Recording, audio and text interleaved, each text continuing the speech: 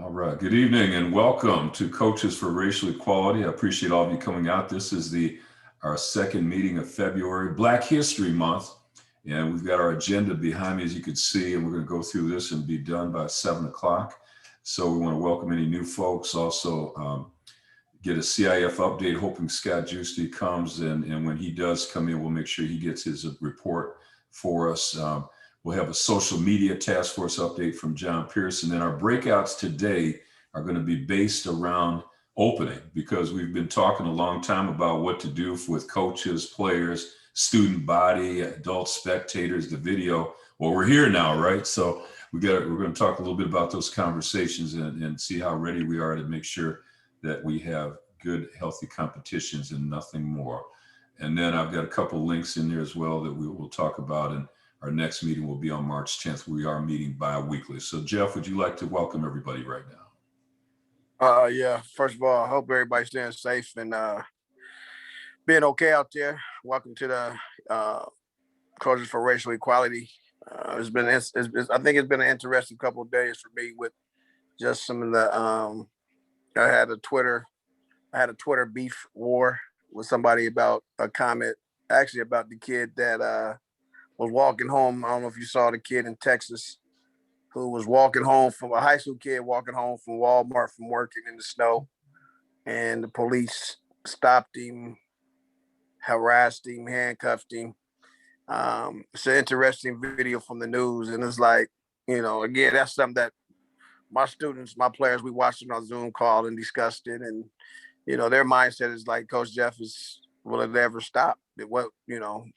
Why is it not being talked about no more?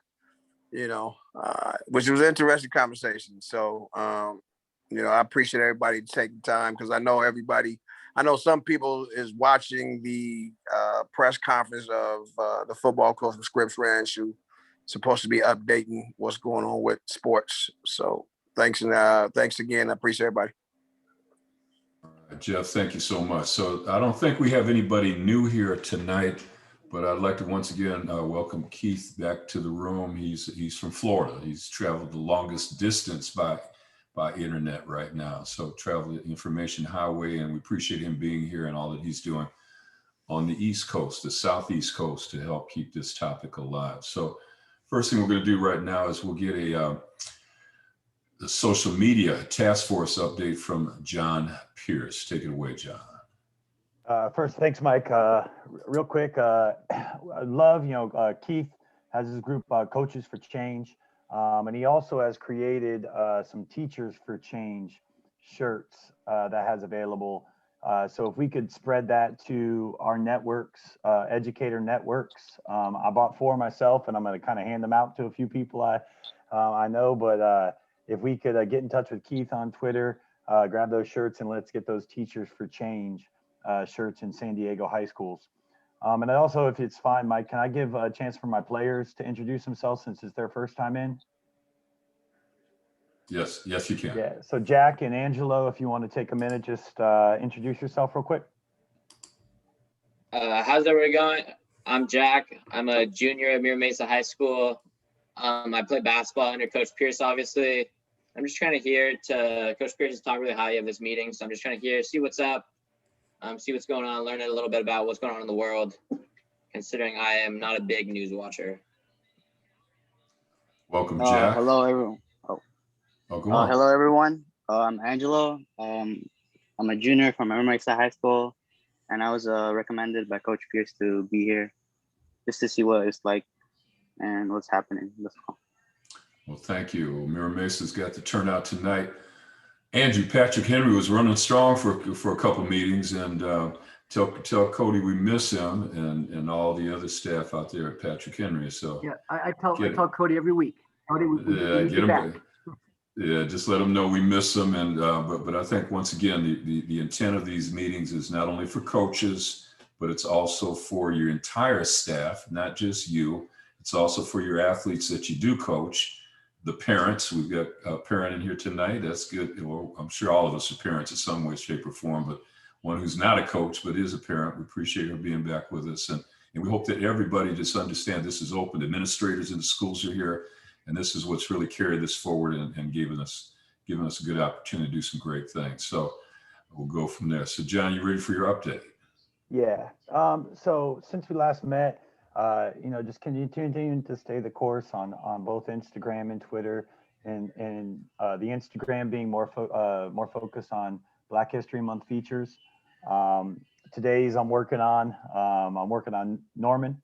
It's funny, you were talking about when we came in. I'm gonna get one for Norman up on our Instagram. But been doing those daily, and then Twitter, just trying to stay up with sharing news and information and educational pieces. And this is going to pivot a little bit once we get out of February, and we're really going to try to start shifting towards, data, statistics about, representation in the sports community and the coaching community. And so we're going to need to have a little meeting of the minds on an off week with those that want to brainstorm kind of where we should go with it and how we should format once we move out of these Black History Month features and go more towards our main message, which is education and awareness to the local sports community here. So we'll pivot a little bit, and I'll let you all know when we host that smaller group meeting, probably sometime next week. Good report. Now, John, I want to ask you a question. Keith, I'm hoping you can help answer this a little bit too, because right now, as we launched the design, and I know you had some folks that did step up and help with design and content and do some things like that, but maintaining a social presence takes a little bit of work, doesn't it? It's not easy. I mean, it's sometimes you can do it efficiently if you're good at what you do, but I know you as a teacher and a coach and all that you have to do, and then you have to put postings up and to stay relevant and to watch what's happening on your area. Do you feel that right now that you're getting the support you need to keep all this going on Twitter, on Instagram, on, wherever it might be? What's your thoughts on that? I think that right now, this month, it has been getting the footing, but I think if we really want to take it a step further and maximize our reach and our message, I think, more hands and more brains and more ideas is always going to be appreciated and better, in my opinion. And I don't know how Keith runs his, if it's just him going at it. And I would love to hear from him too, because he's constantly posting and has thousands of followers and has really built a following. And from what I read, in the past couple of days, he wants to take this thing worldwide with his message. So if he wants to touch on it as well. Please do, Keith. Yeah, it's just myself. I'm on Twitter anyway, since I'm a head football coach and stuff like that. I'm always on there, and I'm in the weight room all day, so I have time to do stuff. And then you just got to you have to have good material on there. It can't be a lot of my friends and stuff. They put like the little fluff and little jokes and the commercials and stuff like that on there. It's just got to be the message you're trying to portray. And then I went through a lot of flack I was accused of taking the money from the shirts we have for the Coaches for Change and now the Teachers for Change and stuff like that. And so I actually showed one guy that kept sending me DMs about it. I showed him where the money's going and actually showed him the amount of money that went into EJI just where he would understand. But you just got to make sure people know you're relevant and you're going by what you say and not by what you do. And I got so many people in like England and Canada that want the shirts and stuff like that, but it's just not cost effective. So I can't really get them involved. So what we're doing now, we got a podcast that should start hopefully next week with Coaches for Change. And we're going to, do a lot of different interviews and stuff, and then try to get a lot of football kids, young men involved. And then one of my best friends, he's the flag coach where I'm at. So we'll try to get some of the girls on there to make sure we welcome the females in on track and basketball and stuff of that nature. But we're trying to get some NFL ladies, some of the NFL coaches who are ladies, to come on there where it can attract more females and girls and stuff like that. But then right now, the big broad thing is getting into these high schools. And one of my friends, I'm gonna try to get him on one of these meetings, Coach Beeman, he's in Boston. And we're trying to collab to each other where we can get something like a club going to each school and have a pamphlet that they can follow. And then it could be just worldwide with the literature and stuff. Instead of everybody doing it on their own, we can go, hey, this week we're doing chapter 1, this week we're doing chapter number 2, and just stuff like that. But whatever you guys need on that end, I can try to help you as much as I can. I don't want to take up your time though. Well, thank you, Keith. And I think the best tip you just said is get your athletes involved. And that's why I'm so happy that, John, you got Jack and Joseph here. So Jack and Joseph, take your mute off because I want to ask you a quick question. Now, do you know what your coach is doing with this social media campaign? And are you willing to help him out a little bit and maybe do some posting yourself? I honestly did not know all that he was doing. I know he already does a lot for just the team in general, and clearly he's doing a lot on his own for just other things, this specifically. But I could definitely get out there and just help with some posts as well. I'm not very active on Twitter at all, but I could definitely, I don't think it'd be too difficult if I could get some information from him. I could definitely go out and help him out with that. Right on. And before we go to Joseph, Jack, what are you active on? I'm active on Instagram a lot. Got it. Okay. How about you, Joseph? I'd say I'd help Coach Pierce with what he does off the team, like with equality and all the social media, and mostly active on Instagram. Okay. Not usually Twitter. Now, Joseph, did you know what Coach is doing? No, not really. All right. So there's a lesson right there, coaches. Let your team know what you're doing. And if you ask, that's almost biblical, right? Asking, you shall receive. And so if you need some help, let's get some help. I know Jeff has asked us to come here and help him with this cause, and look how it's grown, and look all that we're doing. And that's a great report. But John, I want to thank you. I know Lisa, I think, is driving. That's why she couldn't be on. Lisa, Andrew, and the others that have been helping with formulate all this. Michael, appreciate all that you've done as well. And let's keep it going and growing. And before I let you go, John, give us an update on how many followers you have on Instagram, how many do you have on Twitter, and all these areas that you have. What are you up to right now? We're working. So we have about 100 on each, 96 and 95 actually. So getting up to about 100. And I think one of the next pushes as well on my end is to really start to then follow other accounts. Once you follow, they'll follow back, and really try to branch out that way. In addition to having just people come and click follow, is me putting in some work to increase the network on those platforms. And Coaches for Racial Equality on Facebook is up to 279 right now. So we've got a presence. It's growing.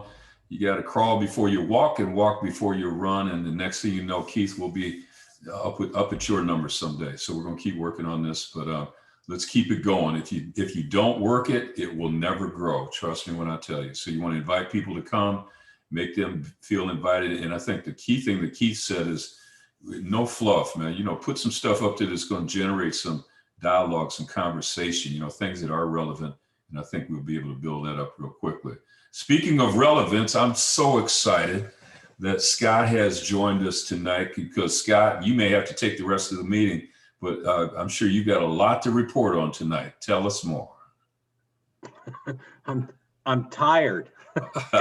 We predicted that. We were didn't we say that? Jeff, what did you say, Scott? Scott's going to be, his phone's probably blowing up. Yeah, it's been literally nonstop since Friday, Saturday, Sunday. I mean, and even I was on CIF.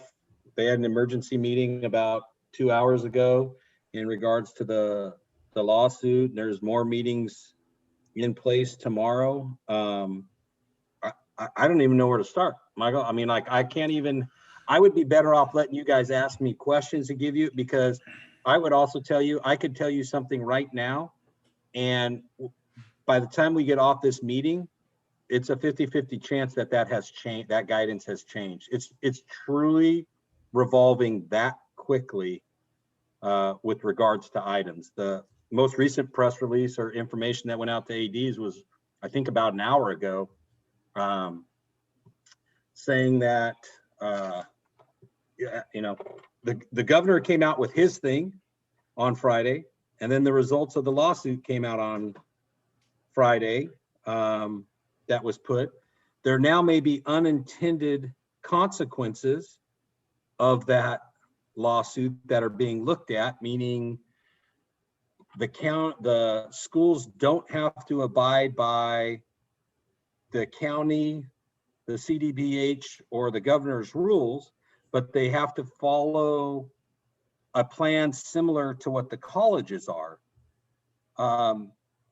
Unfortunately, the college plans are much more involved, and we'd have to have our Board of Ed approve them. Right. And the testing would have to be in place before it could start. The problem is that we're ready to start football on Friday, and this could literally now have delayed football. Like, it may turn right around because we're not following. If we follow the state and county guidelines right now, we're going to be good to go for Friday. But how this plays out may have an impact. We just don't know. So there are teams meeting at the state level to try to figure out and give us some guidance, because this obviously impacts like basketball, indoor sports, volleyball, badminton, gymnastics for those districts that have them. But it's just, in trying to understand it, really what it does is put the onus off of CIF now, and the onus goes on to the school districts to be in compliance with something that is similar to a college reentry plan. And in a district our size, to try to do a college reentry plan with the in-depth that they have at the college, it's just not really feasible, especially within a 2-day period where your Board of Education would have to approve that plan. I mean, it takes months to get something approved through our board. So I think there's a lot more to come. I think there's going to be a lot more to come in the last 24 hours, the next 24 hours. But it is the Wild West chaos of this. And I think our status right now is just there's going to be changes. There's going to be roadblocks. Just keep moving forward. Just keep going, and we'll deal with it on a case-by-case issue as the things pop up.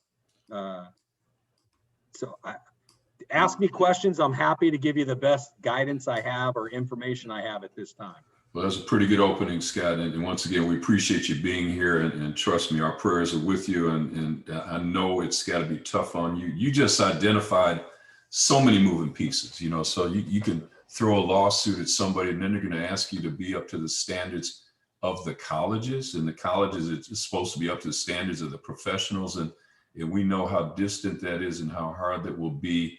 And at the end of the day, we still have schools that are closed, so we're talking about bringing sports back, and kids can't go to class. But we have, what I'd like to ask everybody to do, and I'm glad that Andrew and Jonathan have used the tool. If you go down into the reactions, if you do have a question, hit your reaction button at the bottom and raise hand at the bottom of those icons there. Just hit the raise hand, and then we'll call on you that way. So first up is Jonathan.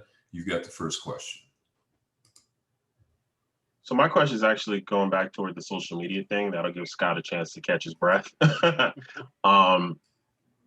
So I have I'm hoping to get some guidance, feedback.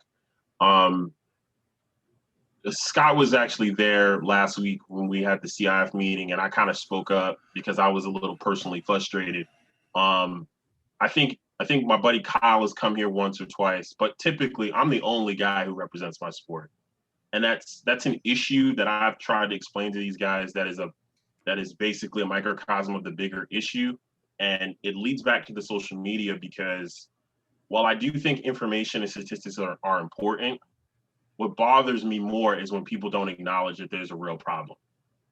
And it becomes frustrating, because when things do happen, then it feels like this was an isolated incident. This is the one or two bad apples, and that are spoiling the bunch. And I can only speak from my experience, right? And I can tell you that in lacrosse, the level of toxicity that goes around is rampant. And we're good at acknowledging the one issue over here or the one issue over there, but other than that, we don't want to talk about certain stuff. And so my question, I guess, is more along the lines of, is there room in the campaign to go, yes, we absolutely need to do better, But the reason why we do better is because these specific issues right here keep happening. This right here is what's happening. Does that make sense what I'm saying? Because sometimes I feel like we just talk about that there are problems generically and we don't put a spotlight on these issues. And then people go, oh, well, I don't see what you're talking about.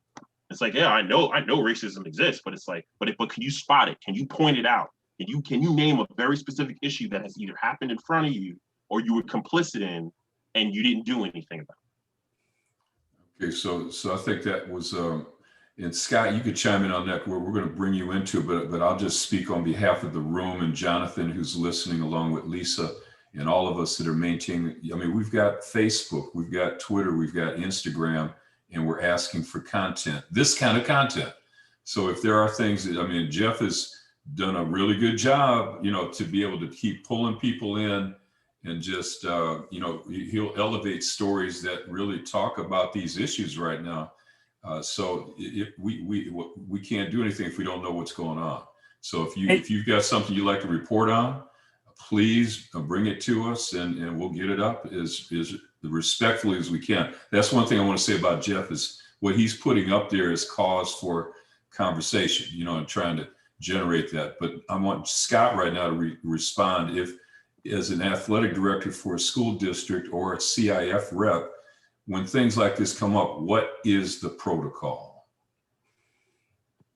The protocol so first and Jonathan knows I had a conversation. I thought he was eloquent in speaking to his colleagues about the need for them to participate in this avenue and to be active and take an active role. And he straight called out what he believes is part of his sport, the racism that he believes is part of his sport.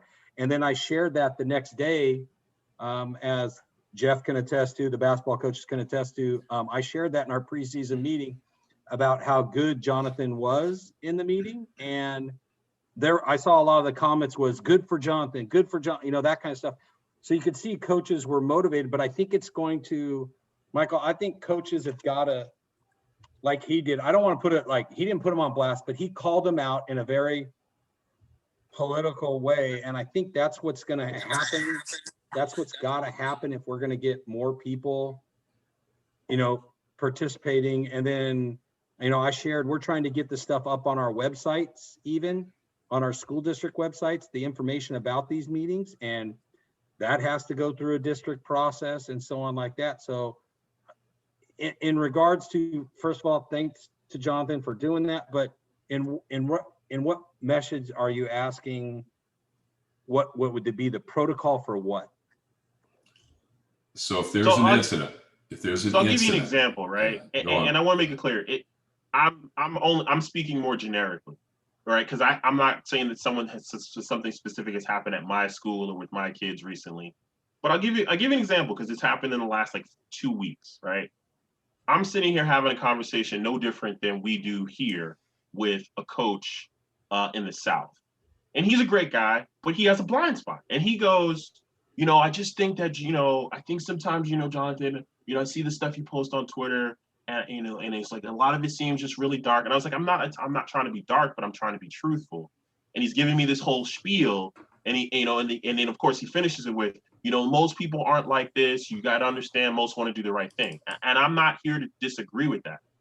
But literally 24 hours later, I don't know if anyone else has heard, but we got an incident at Marquette University where you got on a girls team, some girls who were, pretending and thinking it was funny to mimic the George Floyd thing and putting the knee on each other's neck and saying, this is what happens to kids, or to people who don't stand for the flag.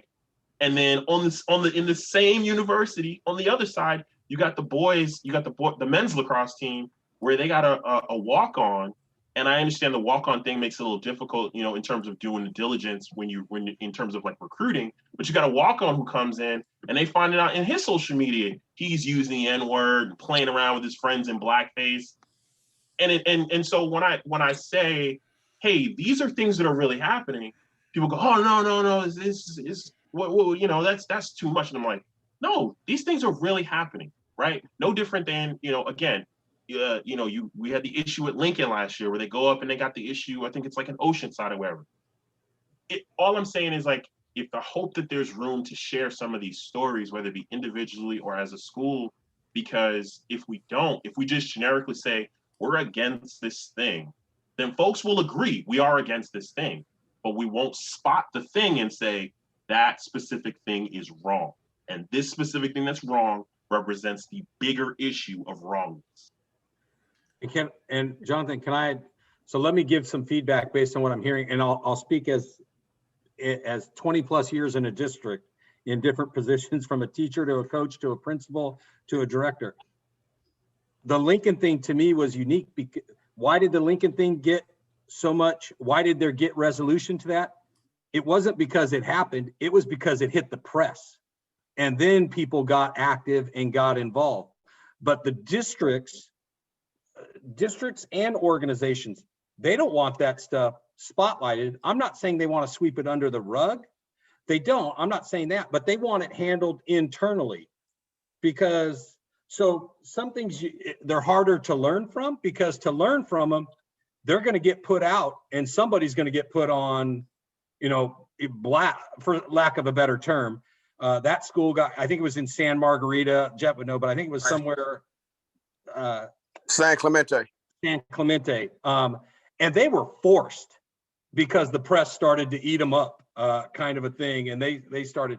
So no district wants that. It becomes uncomfortable. And maybe that's the type of things that need to, as those things gain traction, I think it becomes more of an education for people that weren't directly involved, like the conversations that are happening here. If Jonathan had something, let's say it's Sarah High School, the district's and let's say Jonathan had it with John at Mira Mesa, what's gonna happen is we're gonna try to solve that internally, and hopefully we do resolve it internally, but it never makes its way out to the whole group where it becomes something that maybe everybody else can learn from. They wanna be able to, not contain it, but they wanna be able to address that matter when it could be used as a learning experience for all, possibly too. Let's jump to Andrew, then Jeff, then Michael. We have talked about, I don't want to speak for John Pierce, but some of the things we've talked about in terms of the social media campaign would be providing content just like this.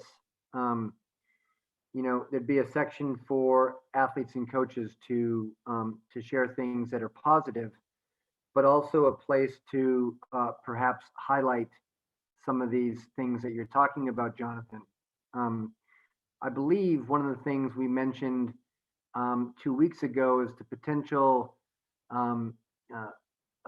obstacle of commenting, in that to moderate the comments, or if you're a school district employee, it gets a little bit dicey. But I think we agree, right, John Pierce? I think we agree that there's a place for this either on Twitter or on the Instagram to profile, Jonathan, some of these issues that I think would be good to get out. I don't want to speak again for John, but this is something that we've been working on, correct? And couldn't Jonathan be one of the first videos? I mean, he could be. We've talked about putting not a long video, but a brief video about what's going on and why this is important. Jeff, you had a comment followed by Michael. Yeah, well, just saying for a couple things. The San Clemente situation, because I had to do supervision at the game. What it turned into, honestly, because I was at one of the round tables. I didn't agree with us going up to San Clemente to do it, but just listen to the young ladies and some of the football players, how they felt about that. Some of the kids in that room was really into it and was apologetic, and I say that's not what their school represents. And then you had some who was upset they had to be there. Scott put it out last week in the boys basketball city school meeting about it. And every day I just come to the conclusions like we talked about earlier. Just, like Jonathan was saying, there's a lot of stuff going on. I mean, the young man who was killed because the police put his knee on his neck. The young man, the gentleman who jaywalked. I was on Twitter talking about that this week about how many of us have really jaywalked, and how now it becomes to me that now you can't be black and drive in the neighborhood. You can't be black and drive a car. Now you can't be black and jaywalk. And honestly, to me, as I see it over and over, as we get ready to prepare to play again, and how the major that is, I really think it's really, to some people, like, it's really just simply about playing. And my question is, and I keep going back, and nobody wants to answer the question, what we started before. When we first started this, we asked the question to all the coaches, you know what I'm saying? And I was having this conversation today with an African-American coach, and it's like, why don't you show up for the meetings? And why don't you, just to give your input? And again, it's like we said before, it's not Jeff, it's not our problem. It's our white counterparts' problems. How are they dealing with it? How are they feeling? What do they feel like right now? Why is nobody talking about, after George Floyd, everybody was up in Rampage, and like I told everybody, we've been here before. You know what I'm saying? So when Jonathan asked the question, like, to Scott, like, I asked what should have been done when Tamir Rice got killed. But like Scott said, it wasn't the media. San Diego is his own different city. So Rodney King was beat down driving a Pinto or whatever. San Diego didn't get mad about that. So it was shocking when San Diego got mad about George Floyd. It was, honest to me, it was shocking to see. I'll give you an example. The Coronado football coach posted so much the first 2 weeks after George Floyd. I was like, oh my God, this guy's really, you know what I'm saying? But I haven't heard from him since. And it's still going on now. So when Scott told everybody in the meeting Wednesday, hey, this is what we're doing, and me and Pierce talked about it, I told the coaches, you know what I'm saying? Not even the Caucasian coaches, some of the African American coaches. It's it's not gonna be no change. You know what I'm saying? Let's try to figure out how to play. Honestly, I don't really want to play this year, to tell you the truth. It's not me playing this year, it's not my focus point no more. It's race this group right here, and trying to bigger picture get my kids to understand it. Because again, I refuse to be in a brawl, because I know once it goes down that way, it's going to make Lincoln look bad. I may lose my job, but nobody wants to talk about it. We want to talk about it when the brawl happened. And they're like, well, why did it happen? Well, one of my kids he said something, he called him the N-word, or this happened over here. It won't be the coaches, it's going to be the kids. It's going to make this, you know what I'm saying? And I refuse to be in the middle of a brawl where, again, Lincoln will look bad, because it's always, they're mad, or Jeff's a mad black man, and Jeff had his kids playing at that level because of whatever. And that's what I refuse to be a part of. That's why it's more every day I'm trying to talk to my kids to be able to deal with when it does come. Because if other coaches at other schools are not really wanting to deal with it, which they're not, and when this comes, I don't want to have a coach say, oh, your kids is out of control, Jeff. Because I'm going to turn around and say, well, why was you never at the meeting to discuss racial equality? See, and the operative comment that Jeff just made is when he talks to his kids. That's a big question. How many coaches have been talking to their kids through all of this? And we're not just talking about during the season. We're talking about during the off season, during this season of madness with all these pandemics beyond COVID, with racism, with social justice, with the homicides, all of that. Our coaches talking to their kids and really getting a flavor for what they're feeling and what they're talking about.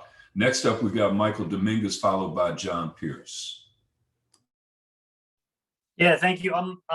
So first, I will throw out, just like, following up on what Andrew had said, and what I threw in the chat is that, we have these stories, right?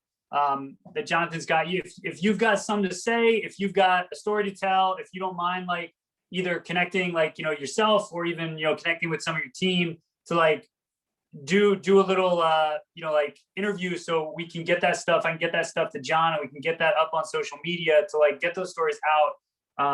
Please let me know, like, let me get your contact information so I can reach out to you and we can get that stuff going. but following up on that, I did just like to build off what Jonathan was saying and like to echo something that I think was really important and that Jeff was just getting at. And also just to think about with Scott, you know, like your response, right? Districts are going to do this. Like, we know that like this is the systemic nature of all of this, right? We're not dealing with just the racial slurs. We're dealing with colorblind racism, right? You can get somebody being really performative in their like support, but you know, like Jeff said, 2 weeks later it's gone. And we don't get system change when we don't push on that, right? If you don't like push and demand continuous and consistent action, because they will do things like San Clemente. And when we look at the San Clemente situation and everything that sort of played out afterwards, right? That was administrative, right? Like covering demand, like, you know, covering. It wasn't active engagement necessarily with actually what racism was, right? It was an administrative task. And so I just want to echo and raise up what Jonathan was speaking to, which is the systemic need for change here, and not, you know, like, and that these individual conversations like speak to this much larger picture that so easily gets lost sort of behind sort of bureaucratic, you know, shell games. So thank you. That's a great comment by Michael. And I know that when we heard Jonathan talk about the incident and Scott follow up with the, you know, they kind of want to get it done quickly and move on. But you know what, even if you have a good training, if you have an intervention, if anybody's ever been a part of a performance standard review, Scott, you know, with your supervisor, there's a revisitation to that. And that's the hardest thing to deal with. If we know an incident's happening at a site, at a location, in a meeting, you probably need to have some folks come with you and see what that condition looks like and has it ceased. And if it hasn't, you got to keep coming back until it does stop. So that's how you're going to break down the systems. It's not going to break down by itself at all. You got to keep the pressure on and be present at all times. So we're going to have John up next. And once again, if you want to make a comment, go down to the reactions at the bottom of your screen and hit the raise hand icon. So not the clapping hands, Lisa, the raise hand at the bottom of that box right there, and we'll put you up in the queue. Okay. All right, John, you're next. Yeah, so I just want to mention again, you know, the social media is not our end game. At least it's not our end game of what I'm taking, you know, Jeff's vision of bridging the gaps in San Diego and truly making change. Social media was something that we decided, we said, hey, our attendance has been low. We need to kickstart the following, and we got to get coaches in here. We got to get athletes in here. We got to get people in here. We got to get the county in here. And this was our avenue to do that. And it's definitely, you know, I forget the phrasing, you know, just the way to help you get there. You know, we want to try to make some change, and maybe it's CIF bylaws, maybe it's things that are up around all campuses in San Diego County. You know, it's bringing groups together, like Jeff said, trying to get some North County groups with South County and bring them together and have events where we all come together and just, you know, support each other in each other's different cultures and areas of the county and all those kind of things. And so I think this is just a kind of that jumping off to get more people involved is the social media piece. And so I don't want this to seem like this is all this group's ever going to do is the social media. I definitely don't want it to seem like it's only my voice coming from that. And the other thing with the social media itself, though, is I would love to get athlete spotlights. It would be great if we could collect, you know, send surveys out to coach, you know, to teams and coaches around the district with questions that we want answered. How does this impact you here in the county? How have your athletes been impacted personally? You know, what have you heard from the stands in the county? We want to get the temperature of San Diego County, and that's ways we want to go. And so all these ideas are great, and we just got to keep having those meeting of the minds to put them in action. But I just don't, I don't want it to seem like we just have a social media that posts some statistics that says racism exists. We want to create real and lasting change under Jeff's vision. And I think it's going to be so much more than simply just social media. Right on. Thank you, John. Lisa, you got your hand up and you're next, followed by Jonathan. Thanks, Michael. I know we've been talking about some of the events that have been happening. I know this happened back, I think it was in the fall, or maybe it was in the spring. But the other thing that's coming out now as far as racism is Asian hate. And I think that affects me because I'm half Chinese. My grandparents came directly from China, didn't speak very much English. And, my mom grew up in Chinese American. But that seems to be the thing that everybody's kind of keying in on. I know the major brands have all been posting about it this week, Under Armour, Nike, and Adidas. People are starting to talk a little bit about that. But I think we, obviously we're trying to address this in all different ways, but I think that's something that is the next thing because of, what was said about the Kung flu and this and that. And I've seen some of the videos of Asian people being attacked, and I am just, it breaks my heart. I just can't understand how people can be so mean and heartless. I know some of you guys have already, had to be exposed to that. And I can't even imagine. But it's starting to branch out in different ways now. And I think we need to make sure that we're covering all the bases and continue to support, all the hate, because, it's the same thing. There's going to be racism. My husband was at Sweetwater High working, a handful of years ago. And he said, well, the Hispanic kids there, they don't like the Black kids. They don't like the Asian kids. Everybody wants to kind of, racism takes on all these different forms depending on what environment you're in. And everybody can be biased against one race or another. And it exists in multiple forms, not just white people against other people, but, other races against each other as well. So, yeah, that's just my take for today.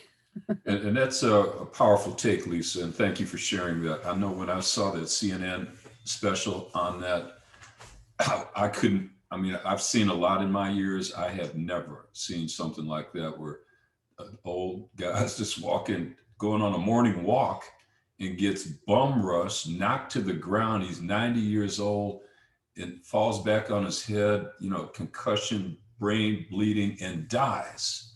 And they show numerous reports of that on subways and street corners and cameras everywhere catching this. And what you talked about in terms of the Asian hate, this has been going on a long time. San Diego used to have Japanese internment camps here, so right in Southeast San Diego too, right there by the Jackie Robinson YMCA. So it was right in that area where this all happened. So historically, let's not forget about Hiroshima. That was a pretty tough thing to deal with as well. So you look at all these things now, and it's still here. We still see it.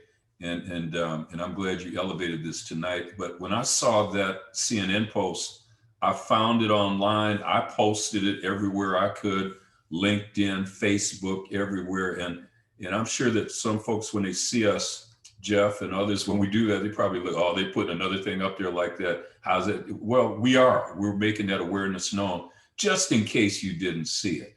And I think to talk about it is key. And I think all of us here talking about this is very important as well.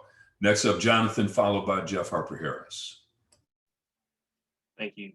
So I just wanted to kind of clarify and add something, was that, my hope is to lean on wisdom and experience, especially as a younger guy. I know that there are folks who have been in this room who've been doing this a long time. They were born and raised in San Diego, and I'm not. And so, I only mentioned it because I was hoping to figure out the strategy to figure out a balance, right? Because I do think that sometimes these discussions become, in an attempt to be overly positive, they kind of drown out the reality, right? And so, as just an example, because it was something that I have been thinking about. So, in basketball last pro season, all the coaches wore the little patch that said, coaches against, racism, and I thought it was dope. But I also recognized like the league is like 75% Black. And so I couldn't fathom a coach at the NBA level who didn't want to wear the patch. Now, here's a juxtaposition to that. In the lacrosse community, our new professional league, the the head of the league, who is actually a player, said, we want all the players to wear BLM patches. Now I'm giving you guys the option to opt out, but we hope that you would wear it. And most of them did wear it. But then there were players who didn't. And it became an entire summer discussion / drama session about, well, why aren't you wearing it? You're a guy I've watched play at the highest level for the longest time, and I've respected and admired you. Why do you have a problem with BLM? And those were the kinds of things that came from it. And so in a lot of ways, it created this internal culture in the community that said, listen, we're not here for that, because we want the most inclusive thing possible, because it's the only way our professional game is going to raise its profile, is if we're more open and inclusive to everyone. And I just feel like social media kind of operates in that space where there's the ability to create that internal culture. And whether it's getting the kids awareness, whether it's getting the parents awareness, and of course, absolutely getting our coaches awareness, if we are in a space to go, listen, not only is this wrong, but don't act like it's not happening in your neighborhood, because that's happening right here or that's happening right there, then we're all clear, one, that it's wrong, and two, that we don't have a tolerance for that, right? And another example that I remember from last year or the year before that happened was, there was an Instagram that got started, and I believe it was Poway Unified School District. And I think the hashtag was something along of like being Black in power or being a minority in power. And all of these anonymous folks would basically message this Instagram and tell stories. And the Instagram, whoever was running the account, would post it and say, this is what my experience was like to be at Carlsbad, or to be at, Rancho Bernardo, or wherever, or whatever school. And they would say, like, this is what I dealt with as a student. This is what I dealt with as a parent. This is the microaggression that I had to deal with all 8 years that I went to middle school and high school in that area. And some legislation that, from what I understand, some policy change did actually come out of it, because enough of those people had spoken up in this small concentrated group on their social media, that when it got presented to the district, they were like, yeah, we don't want this to be the first thing people notice online when they Google our district. And so I do think that, I understand that, our social media is just one component of what we're doing, but I firmly believe that it has the ability to be a driving force for change. Maybe it's not going to be tomorrow. Maybe we're not going to be the policy holders or lobbyists for the district, but at some point we can aggregate enough data from people's personal experiences and narratives and the reality of our everyday lives to go, we're not bugging when we say this is happening. What are you guys going to do about it as a community or as the district? Thank you, Jonathan. We've got 5 minutes to go right now. Jeff has his hands up. He's going to put with the closing comments, and then Scott, we're going to circle back to you so you can kind of summarize what you've heard this evening. Jeff? Yeah, well, I mean, it's first, thanks, Lisa, for that, because you're right. It is. And again, sometimes, like I said, it's all racism,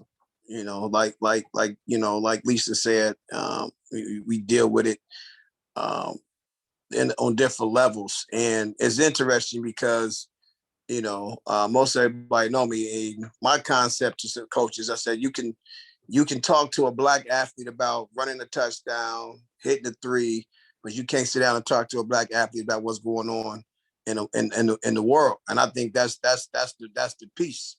I mean, that's one of the pieces. Well, when are you going to sit down?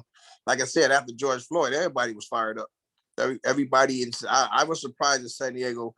When I saw La Mesa go up in flames, I was like, wow, interesting. I think, I know it was wrong, but I just sat back like, wow, that's very interesting that San Diego waited so many years to be mad about what they saw. So I think, I'm saying, like everybody's saying, I think one of the components will be, I'm saying, is the kids. I think if they learn and teach them now how to, because in CIF that says what, victory with honor, right? That's what we have to sign. And it's interesting to see that verbiage, victory with honor. But what definition of CIF, what is the definition of victory with honor? What does that mean, really? We sign the paper, coaches sign it, kids sign it, parents sign it. But what are we really signing? What does victory with honor looks like? Does it look like me getting pulled over going to La Jolla because I'm slowing down, looking for the street to turn on, and the officer tells me, "Well, you look like you're casing the joint to rob to burglary." Is that victory and honor? And then kids are frustrated, and so I think it's definitely a bigger picture. And the second thing was, it was interesting. I sent it to Lisa today. I mean, a couple of days ago. I don't know if y'all saw the KUSI News article about the young African-American lady, that young girl at Torrey Pines, who for the first time in Torrey Pines history has a Black student union.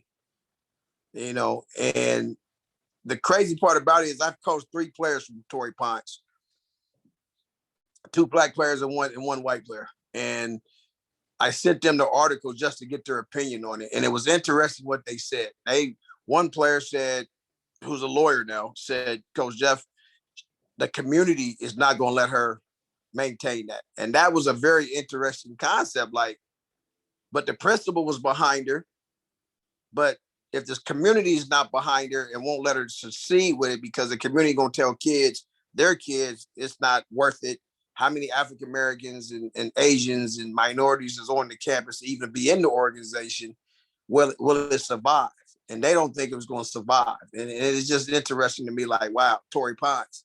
And then it makes kind of sense when, you try to reach out to Torrey Pines to get them to come down and be part of that. But, they're not here. So, yeah, that's pretty much it. But I appreciate you guys. I'm going to tell you that every time. I thank you guys every time. Scott?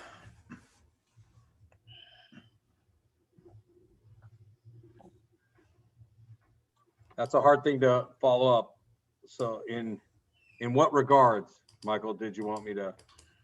Well, I think right now the whole purpose of us meeting is to really, move the agenda to make sure, as Jeff mentioned at the beginning, there's 5 things we want to be sure to talk about with the coaches, with the players, with the student body, with the fans that come to games as we start playing these games, and how we just don't tolerate this. We don't watch and walk away. We answer the so what question. We do something, but then it's got to go beyond the crisis as well. And I think you're a great leader in that standpoint. So anything you could add on that? And then also too, did you get any more calls while we've been on this hour meeting right now? I did. I got 2 calls and a superintendent's meeting to attend on Friday from CIF, an emergency meeting. So, but I would say in regards to those first things you said, Michael, about going there, I think it's the information has to come from this group, or we got to lead the coaches. I mean, we've got to provide them the information that they can go share. We've got to provide the coaches with the training, the video training that we're going to mandate that they have to. I do not think they're going to take that initiative on their own. We'd like them to, but I think what you see are the people taking the initiative continue to show up on a regular basis here, kind of a thing. And then I think more and more work falls on the people that are here to keep it going, kind of a thing. I do think sports are getting, I guess I'll explain this as my concern. I believe sports are about to start. I think lawsuit or not, I think the horses are out of the stable and they're running. It's only how many sports?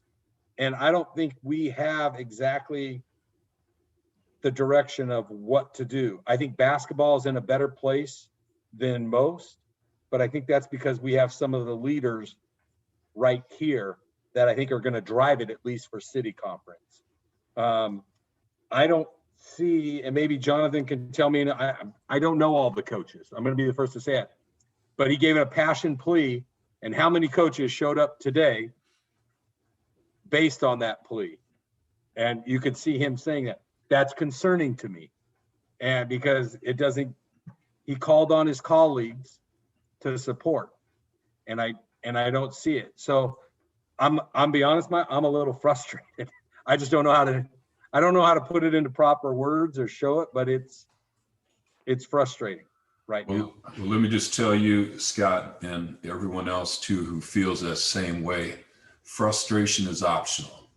All right. I think if we stay in it to win it, we are going to win it, and we are going to make an impact, and we are going to make a difference. And I think Jeff has been a great leader in that regard. And I know that even though our numbers are, we got up to 17 tonight, but what's going to happen now, this may have been the best session we have had. It's recorded. As soon as we're done, I'm going to turn it into a YouTube link so it can go viral. And those that weren't here are going to hear about what we talked about today. They're going to see it. They're going to hear about it, and they're going to learn more about how they can join it in 2 weeks, right? And so what I'd like to do is I'm going to share my screen because there's a couple things I want to show you before we go away. But I did put some things into the chat and just remind everybody in the chat, when you go to chat, that word file next to file, you hit those 3 dots and you'll be able to save the chat, because there's several links I put in there. One is the links to the third option city that I encourage all of you download the links to our website. And also there's a 30-day demo of the training. I heard the word blind spots today. Miles does a whole presentation on blind spots. I think you'll like what you'll see in that training, Scott. If you haven't seen it, I know the district is talking about bringing it to all the schools throughout San Diego County. And this is countywide. Paul Gothold, Dr. Gothold, and Cindy and others are talking about bringing this training, similarity training, to the school districts and the schools. So check that out. And then I've also put the links to about what we're going to see and close with tonight. So please give me 4 more minutes, because I want you to see what I saw the other day. I'm going to share the sound. Okay, this is going up, and I'm going to go here. And all right. Okay, put your seatbelts on. Here we go. In tribute to this family. And Lisa's Tonight, San comments Francisco today. police arresting a man for allegedly assaulting an Asian man because of his race. It comes after an alarming rise in unprovoked violent attacks against Asian Americans amid the pandemic. I warn you that some of the video that you are about to see in this special report is upsetting. Kyung La is out front. Happy birthday, dear Grandpa. Turning 84 was a milestone for Wicha Ratanapakdi and his family. Oh, happy birthday, Grandpa. The San Francisco grandfather had just received the vaccine and stayed healthy through the pandemic, walking for an hour in his neighborhood every morning. It was on his walk when an unprovoked attacker ran across the street. How did you find out what happened to your father? The officer answered the phone, and then he told us, like, they found him, got assaulted. He got injury very bad about his brain breathing, and he never wake up again. I never see him again. A 19-year-old suspect is charged with murder and elder abuse, but Ratanapakdi's family calls it something else. This wasn't driven by economics. This was driven by hate. Ratanapakdi's death is part of a surge in reported attacks against Asian Americans during the pandemic. In Oakland, a man walked up behind a 91-year-old man and threw him to the ground. One of more than 20 assaults and robberies like this one in Oakland's Chinatown. In Portland, more than a dozen Asian-owned businesses in recent weeks have been vandalized. These incidents are not new. In New York, the MTA retweeted this video of what they called racism. This man sprayed Febreze at an Asian American on the subway at the start of the pandemic, prompting an NYPD hate crime investigation. Asian piece of Oh my God. A coalition has tracked more than 2,800 anti-Asian hate incidents between March and December of last year, like this one at a California restaurant. Before the election, this man invoked President Trump. Trump's gonna you. You need to leave. The then president's words, China virus, Kung flu, have lasting impacts, says Professor Russell Jung, who tracked those 2,800 hate incidents through Stop AAPI Hate, because no governmental agency would. Mainstream society doesn't believe that we face racism, and we needed to document what was happening So we're just offering like our support to the community. Identify and change them, says this group of Bay Area volunteers offering escorts for the elderly and offering a bridge to those who may not even know how to talk to the police. We want to take that rage and it's like, let's do something for it. What can I do? And this is what we're doing. Wicha Ratanapakti's daughter spent the last year ignoring what people said to her. You bring the COVID, screaming, spit on us, but we just walk away. She won't do that anymore. He gotta be proud about we protect a lot of other people in this city or the whole country. Now, the police have not charged the suspect in her case and what happened with her father because it's so difficult, charged him with a hate crime because it's so difficult to prove that it is indeed a hate crime. He has been charged with murder and elder abuse. Something important to remember, Aaron, is that activists believe that the real number of hate incidents nationally may be higher because we're dealing with an immigrant community who is often fearful to report. Aaron? That is just a horrific thing, watching that. Oh my gosh. All right, Kyung, thank you very much.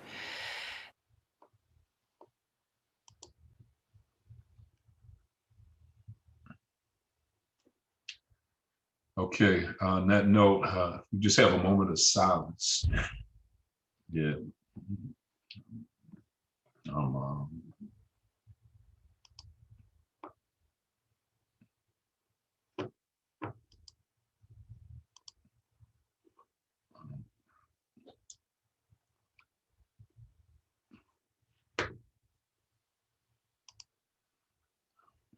All right, we'll close on that note and listen, hang in there, hang in there. Just think of the losses that families have suffered throughout all of this. And I just want to go back to Jeff when he talked about what his players were saying to him after George Floyd was murdered and they witnessed it and how they felt.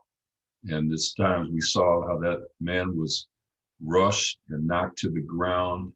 And I think in sports is a hard foul, sometimes racially motivated, on the football field as coaches, as a hit, especially when you're dealing with north of 8, south of 8. I like to believe it isn't, but I think when teams go from one region to another, Andrew, when you're running against somebody from a different part of town, it could be your kids that have those biases right now, that have those blind spots, that practice those exercises of in groups and out groups, just like when the Lincoln High School football team went to San Clemente and the cheerleaders and the adults just wanted to find out where's the restroom, and it turned into a racial incident.